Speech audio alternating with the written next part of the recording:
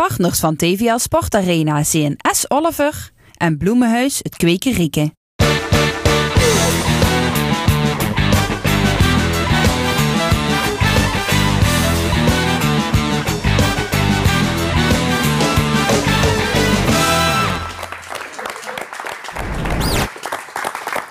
Hartelijk welkom bij de Sportarena. En vandaag in de Sportarena te gast de linksboete van VVV, Randy Wolters. En inmiddels al hier aan tafel aangeschoven een van de beste triatletes van Nederland, van Limburgse bodem, Maaike Kalers. Iedere week doen we een kijkje nemen in het amateurvoetbal. Dat doen we met Thomas Stukstetten van In de Wandelgangen.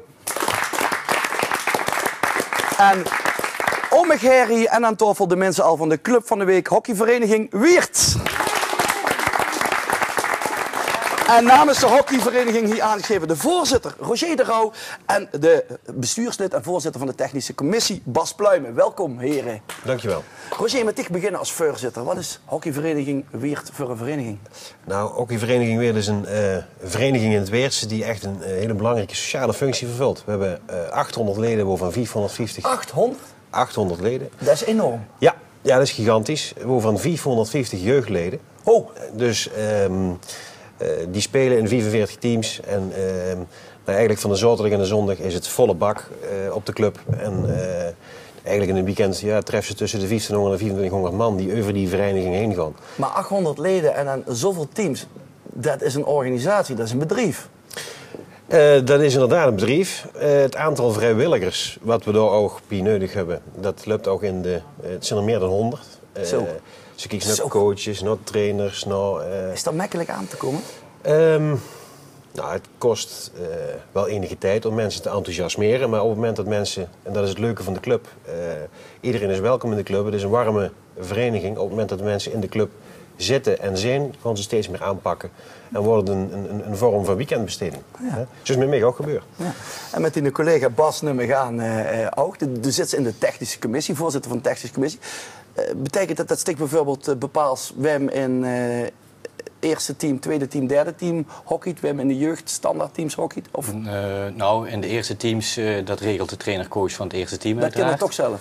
Dat duurt zelf te kennen. Maar we maken wel de selecties en er wordt het geselecteerd. En ik ben wel verantwoordelijk voor het aanstellen van de trainers-coaches. Dus, maar het team zelf, dat doet nog altijd de trainer-coaches, eindverantwoordelijk. Dat is het allerbelangrijkste, het aanstellen van de trainers-coaches. Want hoe kijken ze nou? Ze moeten natuurlijk passen binnen het cultuur en... Het moet passen bij het profiel van wat op dat moment het team is. Dus wat heeft het team nodig? Hè? Een ervaren speler kan misschien een uitkomst zijn, maar ook iemand die heel mentaal goed bezig is. En een goede hockeyachtergrond heeft. Opleiding is ook belangrijk. Dus moet er ook goed het Weertse komen, het lees?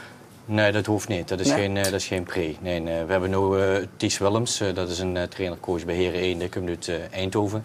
Ja. En bij de dames is het Jules Molenaars en dat is wel iemand uit het Weertse. Dat is een echte clubman. Ja. Echte clubman. Wij gaan, zoals bij ieder Club van de Week, naar de foto's. Je kent met kijken, volgens mij is de eerste foto Heren 1, als ik goed kijk, maar wel een paar jurkjes geleden. Ja. Wat kunt je erover vertellen, heer? Dit is het, ik weet niet, Roger. Dit is Heren 1 uit de beginjaren. En eigenlijk is dat wel heel 1939, voor de oorlog nog. Dat is absoluut van voor de oorlog. Het kunstgras zocht er heel paar doen toen. Ja, dat klopt, maar dat wordt toen echt nog in de wei. Dus gewoon op de akker, eerst moesten de koeien eruit. En, dat is fantastisch. Ja, dat is geweldig. Maar was het toen dus ook echt elite? Nee, het zijn 8 jongens van 16 jaar die... eigenlijk niks gedaan hadden. Op het college, eigenlijk in Roermond, de hockeysport ontdekte. En dat in Weert ook wilden doen. Hier zijn ze al met z'n 11, dus een paar jaar later. Dit zal in 1941, dus was ze in het begin echt met z'n 8? Die zijn echt met 8 jongens van 16 jaar bijeengekomen. En gezegd, wij willen een hockeyvereniging beginnen. En zo naar de gemeente gegaan. En de stichting, of de vereniging opgericht. Alles... Dat is erg knap voor jongens van de leeftijd. Tussen de koeienflaters door toen. Absoluut. En dan, als je 74 jaar verder kijkt, is het eigenlijk wel heel leuk. Want we hebben de oprichter, er is nog één oprichter in leven. Dat is meneer Louis Linnaars. Over de 90 jaar. Die is ook bij de festiviteit op de club geweest. Ja, want je maakt een link naar de festiviteit. En dat is ook de volgende foto. Dat is het jubileumboek, wat je ook hier bij je hebt. Vertel verder, maar dan maak ik ook... Dat is de dat dit boek is uitgegeven, 75 jaar hockeyvereniging Weert. Ja, absoluut.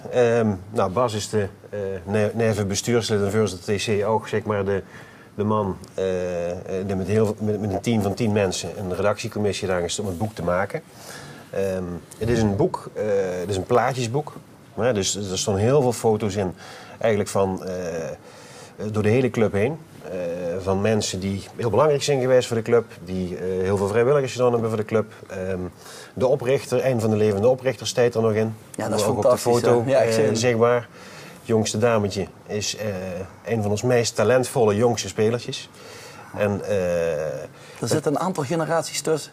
Nou, dat vonden we ook wel heel leuk, want we hebben het boek aan hem, zie je het boek, het eerste exemplaar aan hem overhandigd. Fantastisch. En het leuke van het boek is dat er zoveel foto's in staan. En eigenlijk voor iedereen, we hebben 800 leden, voor iedereen die in de club actief is, staat er wel een foto in. Of door de jaren heen is het voor een Weertenaren gewoon herkenbaar wat er te zien is. Een must voor sportmen in het Weert. Hoe kunnen ze het krijgen nog?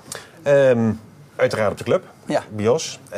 En ze zijn op dit moment nog te kopen bij de boekhandel Tindemans in Weert. En de boekhandel van, in de Muntpassage bij Van Bun. Ja. Bij deze dus de mensen die nog het boek aan moeten schaffen. Een echte aanrader. Gaan wij naar de volgende foto. En dat is de foto van een clinic, als ik het goed heb, Bas. Ik weet niet of ik er iets meer heb.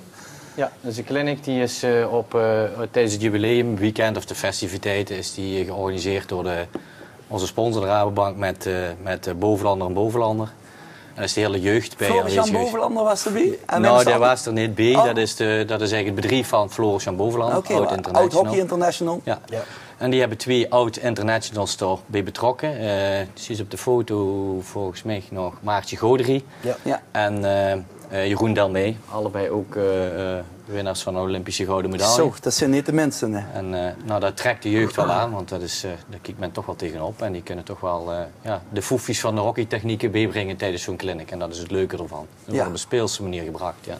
Heel leuk. Wij gaan naar de foto van het complex, want je hebt een prachtig complex, dat kunnen we hier zien. Ja, 3 velden die eigenlijk continu bezet zijn. En zoals het thuis is het eigenlijk in het weekend. Het is gewoon volle bak. En 2 semi. Ja, het is die weekendbesteding, was dat de verhaal? Hockey kijken, broodje eten, wat drinken. En dan weer nog op zondagmiddag gezellig met een paar 100 man naar Heren Eind kijken. En dan op tijd weer naar huis om 's avonds naar het voetballen te kunnen kijken. Kijk, heerlijk. Het ziet er heel gezellig uit. Als vijfde hebben we nog, vijfde foto, hebben we een heel prominent lid van UG, staatssecretaris Frans Wekers, die op de foto staat. Ja, inderdaad. Frans is trots op als lid? Of moet ik zeggen, Frans is trots dat er lid is van HV Weert natuurlijk? Nou, dat denk ik wel. Ja, nee, dat is absoluut. Frans is keeper bij ons in veteranen B. Ja, het tweede veteranenteam. En hij werkt heel hard. Hij is er bijna nooit meer, maar ieder zondag is er aanwezig om het doel te verdedigen bij de club en daarna lekker te genieten van een pilsje. Bas, we zijn nu toch ongeveer. Ik ken er ook een beetje keeper. Ik heb wel eens ingevallen bij veteranen B. En nou ja, goed, toen had ik niet zoveel te doen, dus kon ik het eigenlijk ook niet meten. De beste heel diplomatiek, zoals dat moet naar politici toe. Hè. Hey, heren, ik wens u heel veel succes met de hele mooie vereniging. 74-jarig bestaan, het hele jaar nog. Dames en heren, HV Weert. Ja, en we blijven toch een klein beetje in Weert. Want de volgende gast hier aan tafel komt ook hoe het Weertse is. Ik zei het al, de beste triatleten van Nederland onderweg om de beste te worden. Maaike Kalers. Maaike, welkom. Dank je wel. Herkent ze nu ook wat van die verhalen, hoe het Weertse? Want ik geloof dat ze al de buren van Bas... Ja, dat is mijn neefje. Daar ben ik samen mee begonnen als klein meisje. Hoe net begonnen? Met triathlon. Ja? Ja. Nou, ik denk, daar hebben ze het nu over hockey, maar... Nee. Ik denk, ik heb zich gehockeyd, maar... Ja. Hey Maaike, we gaan het over triathlon hebben. Ik heb een, denk ik, fantastisch jaar achter de rug. Ik heb de aansluiting bij de wereldtop gevonden. Ja. Wat vindt ze zelf die mooiste prestatie? Ik denk dat dat na de Spelen mijn prestatie tweede plaats in Stockholm is geweest. Die had ik niet verwacht. Dus Dat was bij de WTS, hè? Ja, dat was het WK Sprint. Dus daar werd ik tweede. En, tweede van de hele wereldelite is. Ja, super. Dus, toen kwam ik al mijn kippenvel over de finish. Ik dacht, wat gebeurt me geen nu? Was het zo koud? Nee, dat is wel ruig, of niet? Ja, dat was heel schoon. Ja. Ik wil heel even, we komen dadelijk bij afgelopen seizoen uit, zeg maar, afgelopen jaar. Ik wil heel even terug naar 2011, de beste op trainingskamp in Nieuw-Zeeland. Ja. En eigenlijk zocht ze de hele sport niet meer zitten. Nou, ik zocht sporten wel zitten, of in ieder geval mijn gezondheid liet de mensen over. Ik heb 5 gehad. Dat wist ze toen nog niet, hè? Nee, dat wist ze toen nog niet. Mentaal had ze het toch moeilijk? Ja, ik was 7 maanden aan één stuk van huis, 6 maanden Nieuw-Zeeland, een maandje Amerika. En met kerstmis van huis. Dus ik was heel blij dat papa even op kon zoeken. En, ja, even, want pap werd gebeld, dochter zit er doorheen en pap kwam en je hebt de rondreis gemaakt een week door Nieuw-Zeeland. Ja, het Noordereiland hebben we bekeken. Ja. Ik verblief op het Zuidereiland, dus daar heb ik al een heel deel van gezien. En inderdaad, toen ben ik met pap ben ik een week even eruit geweest. En ik was de batterij even oplaaien. En toen ging het eigenlijk wel langzamerhand weer een beetje bergop. Ja. En dan na de dip heb ze zich alsnog kunnen kwalificeren voor de Olympische Spelen in Londen. Dat moet volgens mij ook een waanmoment zijn geweest dat ze denkt van yes, ik ken nou die Olympische Spelen. Ja, ik zelf had er eigenlijk ook geen vertrouwen meer in. En het is wel dat je een goede coach hebt, dus dan zei je ook van we gronden gewoon ver en we kijken wel hoe dat het schip strandt. Ja, de coach, die komt ook goed, tenminste half uit Nieuw-Zeeland, half Nederland, half Nieuw-Zeeland zit ze. Hij is geboren in Groningen, maar hij is verhuisd op zijn 26e denk ik naar Nieuw-Zeeland. En is toen in aanraking gekomen met de triathlonsport en heeft nu tegenwoordig best wel wat internationale topatleten geproduceerd. Dus, Van Stichter Eindbest. Maar wat heb zich dan met Nieuw-Zeeland? Nou ja, het is heel schoon daar. Degene die ik denk die er ooit geweest zijn, die kunnen dat wel bevestigen. Het is een land hoe alle landschappen van verschillende landen eigenlijk in elkaar komen. En het is toch heel ontspannen, relaxed. Maar is dat de ideale omgeving voor dich om te trainen dan, dat ze daar iedere keer terugkomt? Ik denk het deels wel. Topsportbeleving is er ook anders als in Nederland. Ja, de Australische en Nieuw-Zeelandse topsportbeleving, dat is net iets anders. Ja. Kent ze aangeven voor de mensen die nu zitten kijken, denken van hoezo is het topsportbeleving? Die moeten toch allemaal zo hard mogelijk trainen?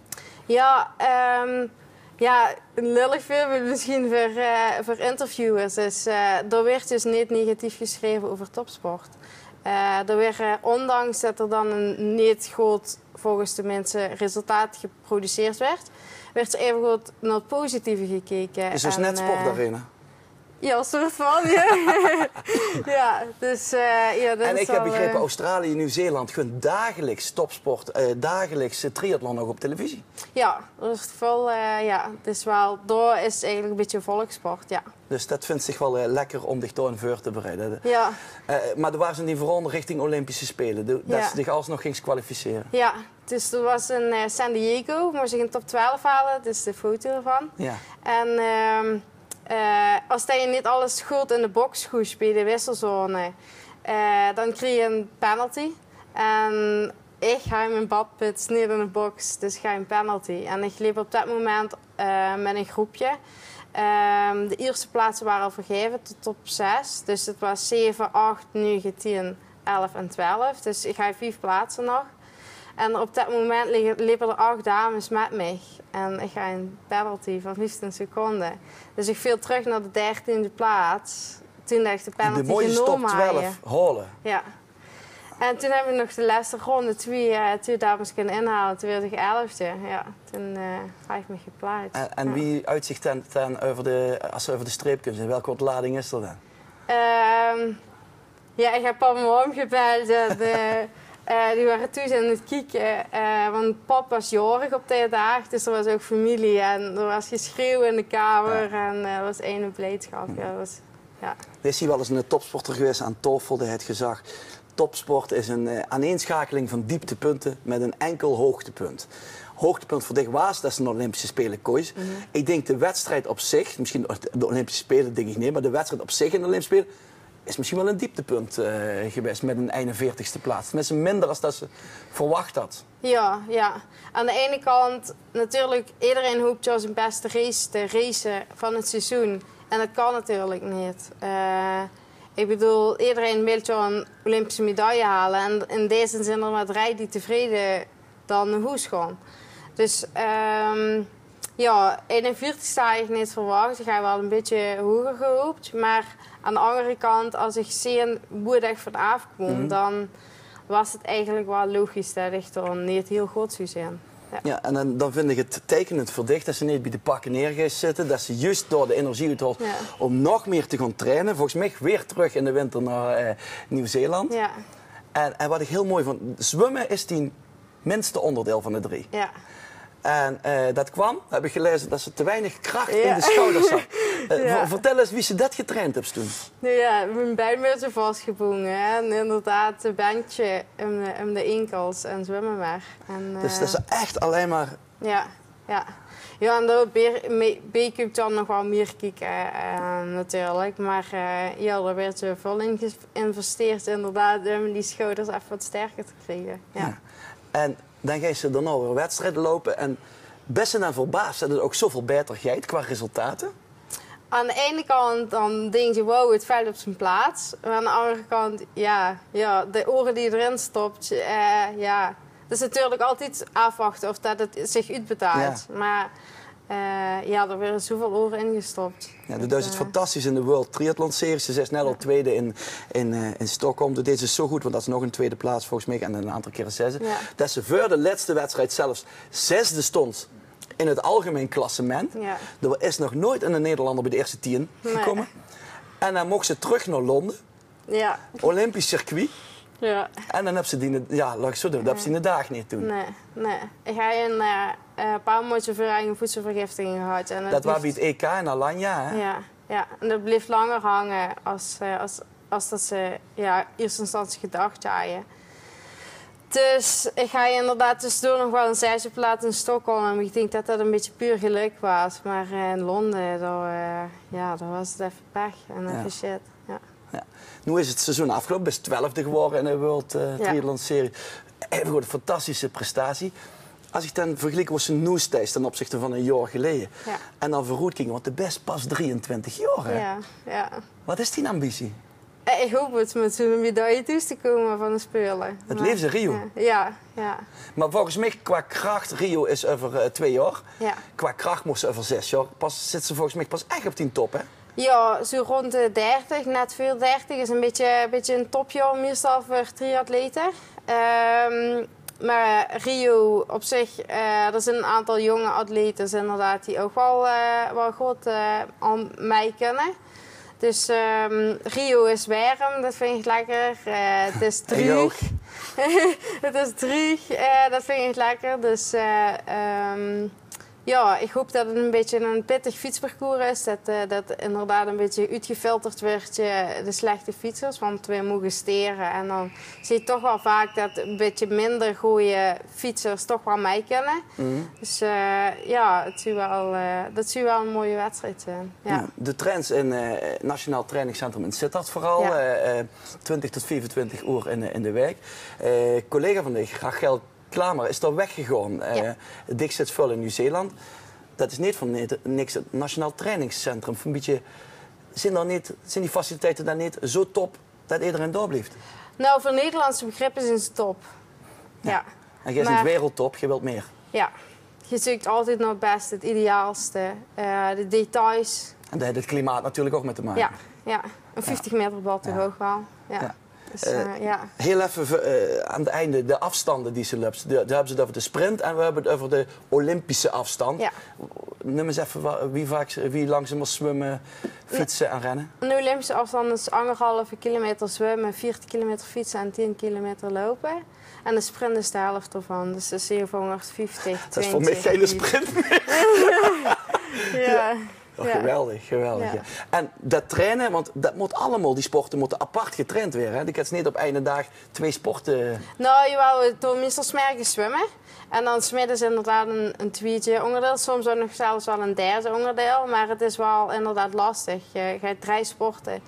En alle 3 de sporten moeten top zijn. En dat is niet altijd even gemakkelijk. Ja. Ja. En ook vooral omdat je met lopen wil je licht zijn. Met zwemmen is een vetrandje eigenlijk wel makkelijk, want vet drieft. Dus ja... Ik kon zwemmen, ik kon zwemmen! Dus ja, inderdaad. Je moet echt een balans hebben. En ook door hebben we in het NTC weer er goed in begeleid. We hebben een fysio, we hebben een diëtiste, we hebben een lifestyle coach. We hebben... Eigenlijk zit er alles dat ons begeleidt naar een professionele atleet. Ja. Alles op weg naar Rio, op weg naar misschien wel een medaille voor Ja. een hele spontane, leuke topsportroute. Dank je Maaike wel. Kalers, dankjewel. Na de reclame, dan gaan we verder met Randy Wolters, maar dus eerst de boodschappen.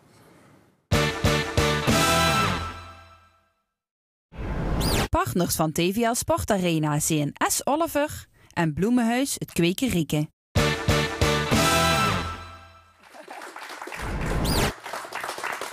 Welkom terug in de Sportarena. We gaan dadelijk praten met Thomas Stukstetten over het amateurvoetbal. We gaan zo praten met jou, Randy, over VVV en natuurlijk. En heel even nog de club van de week op de achtergrond, hockeyvereniging Weert. Randy Wolters, linksbuiten van VVV. Assist of doelpunt? Doelpunt. Ja, dan heb ik een hele mooie voor je. Gaan we kijken naar je eerste doelpunt in het betaalde voetbal. 0-4 omdat het niet goed gezien is door de arbitrage.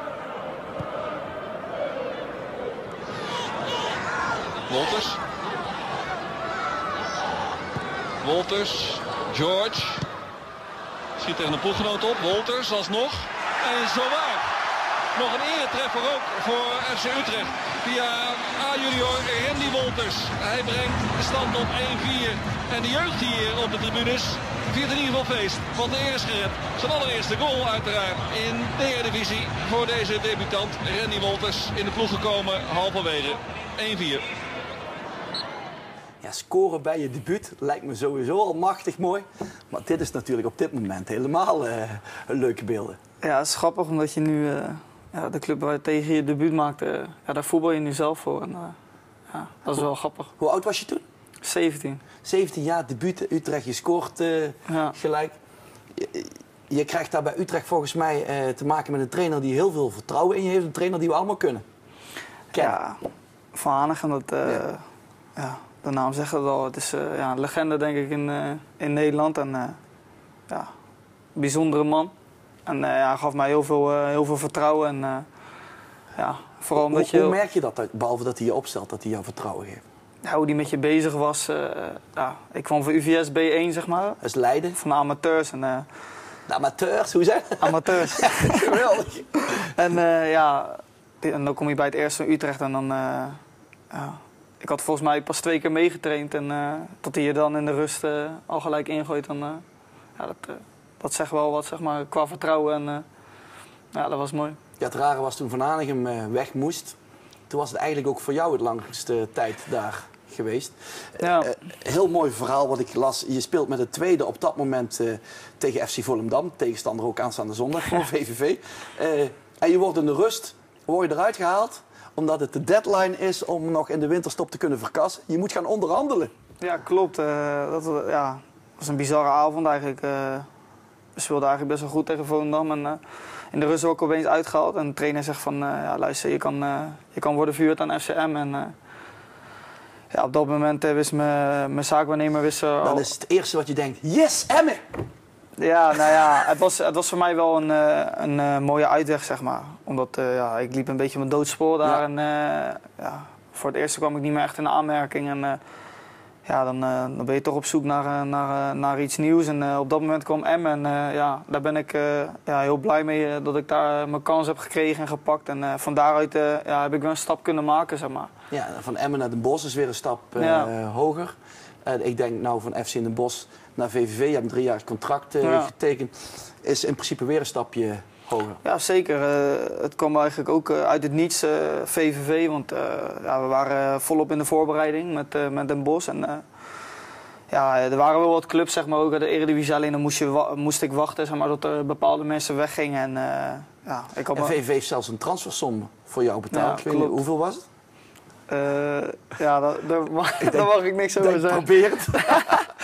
Nee, daar zijn afspraken over gemaakt dat ik dat van me moet houden. Dat zegt wel iets, want er worden weinig transfersoms meer betaald in betaald voetbal. Ja, in deze tijd zit iedereen wel een beetje op hun geld. En het zegt best wel wat. Het geeft veel vertrouwen dat een club je wil kopen. En, Wat ben je voor een type speler, Randy? Een beetje een ouderwetse linksbuiten. Een mannetje opzoeken en de voorzet, zeg maar. En, net zei je liever scoren, hè? Jawel, maar ik bedoel van... Tuurlijk, het is altijd mooi om te scoren. Alleen mijn hoofdtaak blijft natuurlijk wel om de spitsen te voorzien van ballen, zeg maar. Dat is mijn eerste taak. En, Wat is jouw belangrijkste kwaliteit dan?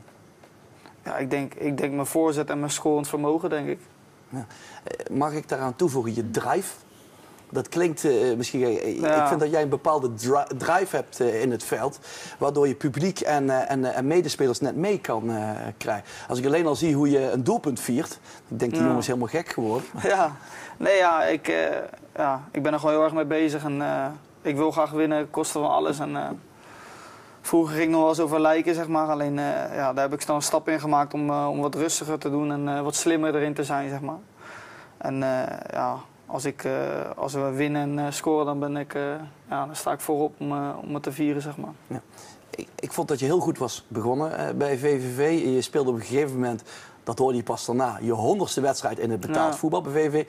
Dat gebeurde tegen Jong Ajax en je had al een assist en bij de volgende beelden maak je de 3-1. Wolters met een prima aanname, kapt hem terug naar zijn linkerbeen en tilt de stand naar 3-1. Lekker doelpunt. Hier blijf je heel rustig. Iets te cool voor mijn gevoel. Nee. Kom maar. Ja. Nee, op dat moment maakten we de 3-1 en was er wat kritiek vanuit het publiek, zeg maar. Dus voor mijn gevoel wilde ik even iedereen stil krijgen dat we de deur op slot hadden gedaan met de 3-1, zeg maar. Dus, trek je dat nog aan als mensen iets roepen vanuit het publiek? Nee, joh, tijdens de wedstrijd hoor je het niet, zeg maar. Als je bezig bent met het spelletje, zeg maar, met een uitbal wil je nog wel eens wat horen, zeg maar. Alleen, soms krijg je het wel mee en dan... maar daar heb je mee te doen. De kunst is om je daarvoor af te sluiten. Ja, is ook. Ik zei al, je hoort het wel, maar het gaat erom wat je ermee doet, hè? Nee, is ook, als je er zulke dingen mee doet. Nou ja, op dat moment scoor je een mooie goal en dan denk je dat je recht van spreken hebt. Alleen, soms is het niet terecht, zeg maar, dat de kritiek wordt geleverd en soms wel. En als je gewoon een paar keer een pak op je broek krijgt, dan heb het publiek alle recht van spreken om een kritiek te uiten, zeg maar. En, trainer ook, komen we dadelijk op. Ik wil eerst nog naar de 4e goal, want die keeper van Ajax die denkt, als Wolters van afstand schiet, dan gaat hij in een lange hoek. Met vlakbij Motsu, vlakbij Rijmerink. De bal wordt te hoog gegooid door Joppe. Toch Rijmerink. En Wolters. Langs Dankerlaai en de goal voor 4-1. Hij doet het weer. Randy Wolters. Die zit er lekker in, Randy. Ja, die zat er heerlijk in, ja. God, ja. Heb je op zo'n moment ook iets van, ik kan de hele wereld aan. Als je zo lekker in de wedstrijd zit, assist, 2 doelpunten. Kom maar hier met die bal. Nou, je hebt wel eens wedstrijden zoals deze dat je gewoon elke bal wil hebben en er gewoon wat goeds mee doet, zeg maar. En dan voel je je lekker, dan denk je bij jezelf van kom maar op, maakt niet uit tegen wie je staat. En dan zit het wel eens mee, zeg maar. Ik zei net bewust, je was heel goed gestart bij VVV. VVV was eigenlijk redelijk goed gestart. Ja. De laatste week verspeel je bij FC Twente in de laatste minuut een overwinning die er had moeten zijn eigenlijk. Zeker. Bij Heerenveen speelt VVV redelijk goed, maar je gaat uit de beker. En thuis tegen PSV 2. Jong PSV verlies je met 0-2. Die wedstrijden Heerenveen en PSV wordt je ook gewisseld. Eentje na een uur, eentje in de rust. Betekent dat jij ook minder in de wedstrijd zat? Nou, Heerenveen was meer een tactische reden, zeg maar. Dat ze wat compacter en... middenveld versterken? Ja, het middenveld versterken, zeg maar. Dus dat heb je te accepteren. En de ene keer ben ik het, de andere week is iemand anders het, zeg maar. En tegen Jong PSV zat ik vooral de tweede helft niet lekker in de wedstrijd. En weinig ballen. En probeer je te forceren en dat lukt dan niet. En dan ziet de trainer dat het niet gaat. En dan dat ben jij. Als het niet gaat, dan forceer je. Nou ja, als het niet gaat, dan wil ik soms nog te veel doen, zeg maar. En daar moet ik wat rustiger in worden. En de trainer ziet dan dat het even niet loopt bij mij. En dan haalt de trainer je eraf. En, Het is diezelfde trainer die in het begin zei, die Wolters moet je altijd laten staan, want die beslist voor jou de wedstrijd. Nou ja, dat kan wel zo zijn, maar ja, het loopt ook wel eens een keer niet bij mij. En dan moet de trainer stappen ondernemen om iemand anders in te gooien en kijken of het dan wel gaat met diegene. En, René Tros is een trainer die ook veel vertrouwen geeft. Hij had na PSV zoiets, hij zag te weinig ontwikkeling in het team. VVV dwingt te weinig af. Herken je je in die kritiek? Ja, ik denk dat de statistieken voorop staan. We scoren te weinig, we creëren te weinig. En dat zie je ook op de stand. En dan zit het niet mee. En dan is de ontwikkeling ook automatisch niet echt dat je zegt van hier van het, zeg maar. En de ontwikkeling loopt niet hoe we wilden dat het lopen. Of loopt, hoe ga je dat nou aan? Hoe pakken ze het nou aan? Is het nou gewoon keihard trainen of is het juist veel meer slipcursus? Van de week een slipcursus gaan? Vanmiddag, ja. Vanmiddag al een slipcursus, ja. Nee, ja, teambuilding heeft er ook zeker mee te maken. Maar ik bedoel, we moeten gewoon de koppen bij elkaar steken. En met z'n allen dezelfde gedachten hebben. En soms in de wedstrijd hebben we nog wel eens dat we op twee gedachten zinken, zeg maar.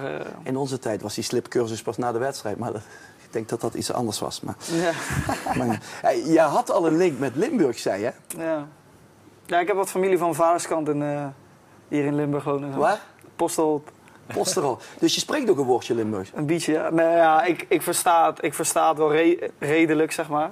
En die boys uit het team die leren me wel wat fouten worden, zeg maar. Zoals? Ja, tijdens de wedstrijd willen we wel eens keerbus. Keerbus? Ja, keerbus. We willen nog wel eens voorbij komen. En woorden als wiekser en zo. Vertalen we ook niet. dat zijn grappige dingen. En het is leuk. Ik zie al, je wordt goed opgevoed. Tot slot, je pa is heel belangrijk. Ja, voor mij is mijn pa mijn beste vriend. En hij is er ook elke wedstrijd bij. En hij is een beetje in de fotografie gerold, zeg maar. En dus tegenwoordig zit hij ook, zeg maar, op het veld, zeg maar. Dus ja, voor hem is dat ook superleuk natuurlijk. Steun en toeverlaat. Ja, zeker weten. Ja. Als het goed gaat, dan geeft hij me compliment. En als het fout gaat, dan kan hij ook vrij kritisch zijn, zeg maar. Ja. Dus dat is goed. En hij is er elke wedstrijd bij. Dus dat is altijd fijn omdat er iemand bij je is, zeg maar, die je kan steunen, zeg maar. Je pa is zondag dan waarschijnlijk ook op de dijk in Volendam. Ja. Ik wens jou en heel VVV heel veel succes tegen Volendam om de draad weer op te pakken. Randy Wolters. En dan gaan we van het betaald voetbal naar het amateurvoetbal. En dan komen we uiteraard bij Thomas Stukstedt van In de Wandelgangen. Thomas, welkom. Klopt. Dankjewel, Maurice. Afgelopen weekend, wat heb ze te melden? Te melden? Ja. Nou, ik heb periodekampioenen voor dich. Heel goed, laat huren. We hebben sowieso GSV 28. Ik moet een beetje lachen, ik weet niet waarom, maar... GSV 28, daar moet ik ook lachen, want die hebben we vorige week behandeld. Die hadden geen tegendoelpunt. Die hadden een record. En de West Maurice, alles wat we hier zeggen... Ja, we hebben het vorige week aangekondigd. Ja, dat gaat dan niet door. Ja. Dus ze kregen inderdaad een tegendoelpunt. Ja, dus we moeten altijd een beetje uitkijken wat we hier vertellen. Hè? Dus, ja, Vincent? Ja, vind ik wel, want... Wat wil je zeggen, gaat niet meer door? Nou ja, wil ik niet zeggen, maar in het geval van GSV 28 ging het record eraan. Ze werden wel periodekampioen en dat was best opmerkelijk, want Minor en LSC, die stingen beide aan kop. En welke van de twee ook wonnen, zouden periodekampioen werden. Nou, Minor speelde gelijk, LSC ook. En dus kost GSV de titel pakken. En dat deden ze ook. Ze wonnen met 200 vechten om een been. Hè? En een het bekende verhaal. Dus dat was op zich wel opmerkelijk. We hebben een paar leuke foto's van ze gekregen. Dus die kunnen de mensen ook zien. Adveo, die zijn ook in de derde klasse B periodekampioen geworden. In de klasse Veritas en Kopsting. zou Veritas eigenlijk ook moeten rollen. Die gingen op bezoek in Posserold, hè? Hoe familie van Randy allemaal zit. PSV 35. PSV 35. En het bleek nog wel een stukje tegenstander te zijn. Voor iedereen. Nick Hoven hier in duel. In het blauwe PSV. Die scoorde ook het doelpunt. Kopsterke verdediger. Nou, cornertje kump, hupke erin. En voor Veritas is het gewoon heel sneu, want vorig jaar hebben we al een keer behandeld. Toen gingen ze de laatste wedstrijd naar Weert, was er nog van de competitie. En hadden ze volgens mij, moesten ze winnen, of een gelijk spel was ze goed. En toen verloren ze bij MMC Weert de laatste wedstrijd. Dus nu precies hetzelfde. Ze verlezen. Adveo pakt de eindpunt bij DVO in Sittard. Ja, en die werden periodekampioen. Ja. Aparte verhalen. Nou, Baaksem, vorige week over gehad. RTVB moesten naar EMS in Roermond. Nou ja, EMS... Ik had voorspeld dat EMS zou winnen, maar Baaksem heeft daar gewoon gewonnen. Had ze fout. Dat was de enige die ze fout had. Ja, daar komen we straks op. Maar Baaksem, ja, die deed het heel goed. En ik heb het al gezegd van de Moosdiek. Ja, dat is nu het mannetje, want hij doet Baaksem ook wel een beetje de periode. Ja, Jos van de Moosdiek is ook de trainer van de week. Hè? Jos is ook de trainer van de week. We kosten er niet meer om mee. Hij sting eigenlijk al een paar weken op een rol. Maar ja, Jezus hem.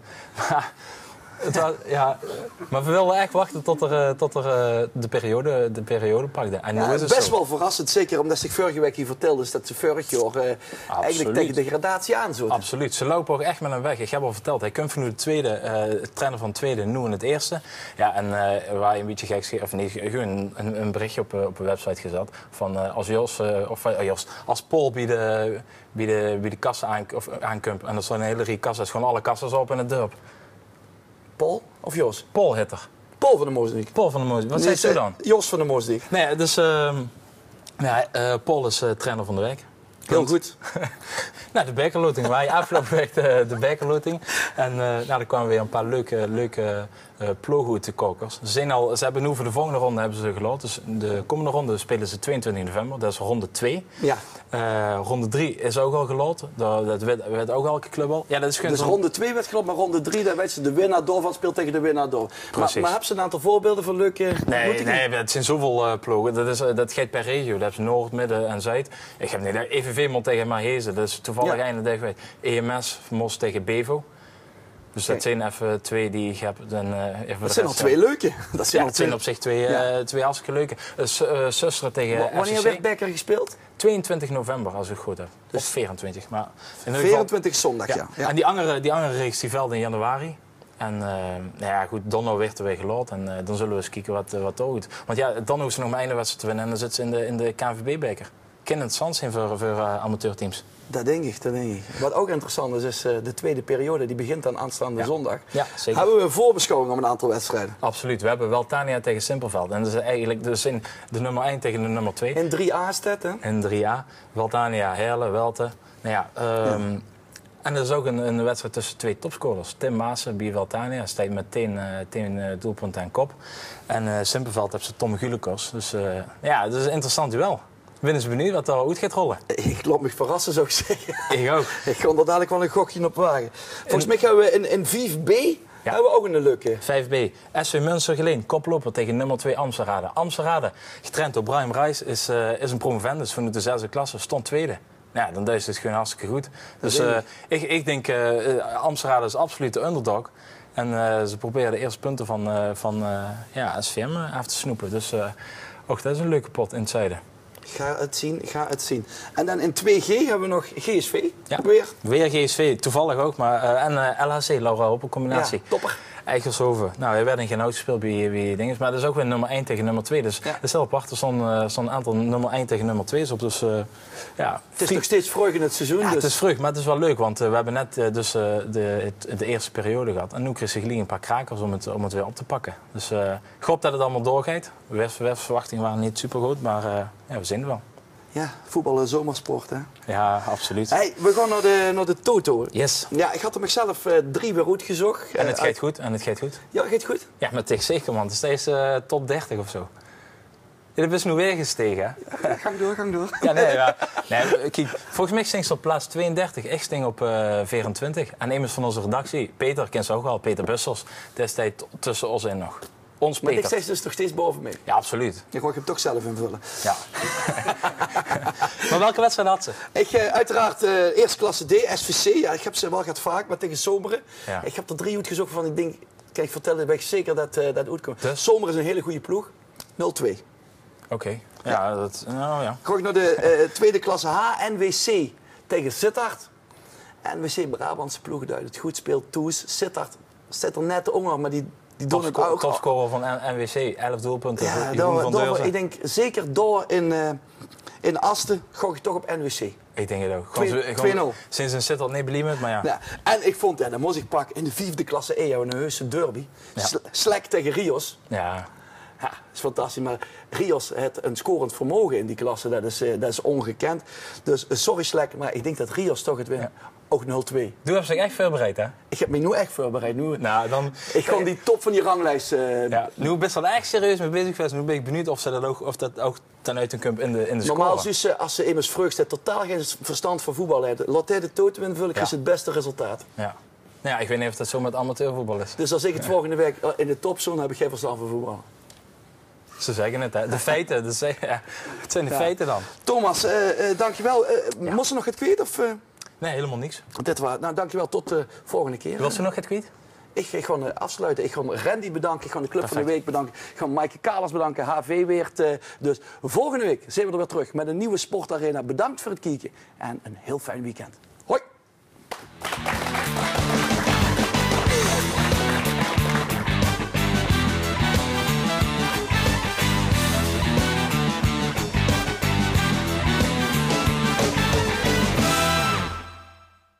Partners van TVL Sportarena zijn S. Oliver en Bloemenhuis het Kwekerieke.